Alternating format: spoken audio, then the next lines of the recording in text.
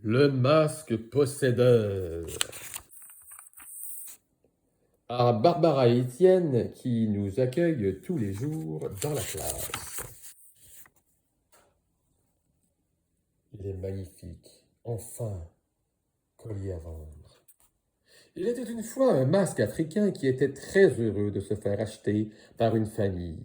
Enfin, se dit-il, il attendait cela depuis trop longtemps.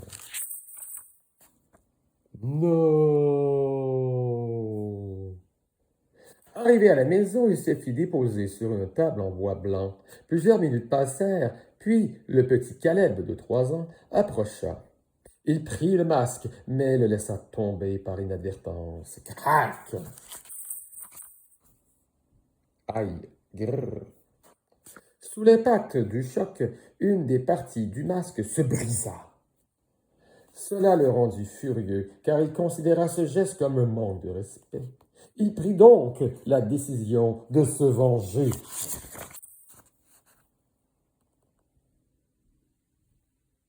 Le lendemain, Elia, la mère de la famille, vit le masque brisé et s'en approcha. Soudainement, le masque lui sauta à la figure.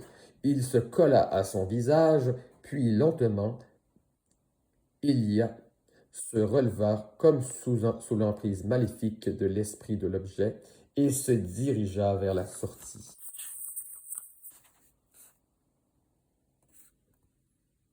Un jour plus tard,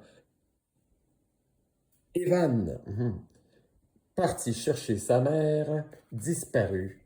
En suivant les traces de pas, il arriva dans une grotte munie d'une porte en fer, dissimulée par les feuillages. Il entra prudemment et aperçut sa mère attachée à un gros rocher. Mais à cause de la pénombre que causaient les feuillages, il n'aperçut pas le masque qui le surprit en lui sautant au visage afin de le posséder à son tour. Le surlendemain du drame, Hervé, l'aîné, partit de chez lui et suivit lui aussi les traces de pas. Il arriva devant la grotte.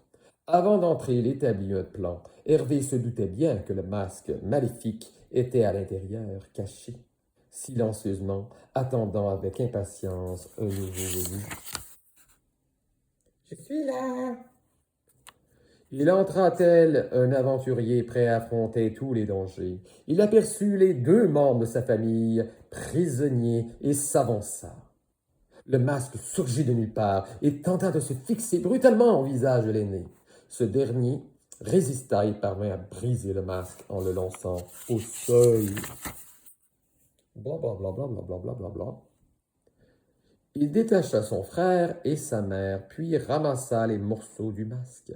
Ils se mirent à marcher pour retourner chez eux, pendant qu'Elia et Evan racontaient leurs mésaventures. Blablabla, blablabla. Oh. Revenus à la maison, ils enterrèrent résolument les morceaux du masque dans le jardin. Épilogue.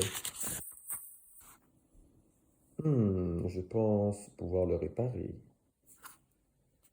Plusieurs années plus tard, le 18 septembre 2025, une personne du nom d'Étienne acheta la maison et découvrit les morceaux du masque. Je pense pouvoir le réparer pour le montrer à mes élèves. Il était prof d'histoire. Mouah, mouah. La nuit venue, dans l'atelier, les yeux du masque devinrent écarlates. Ça y est, il était enfin de retour.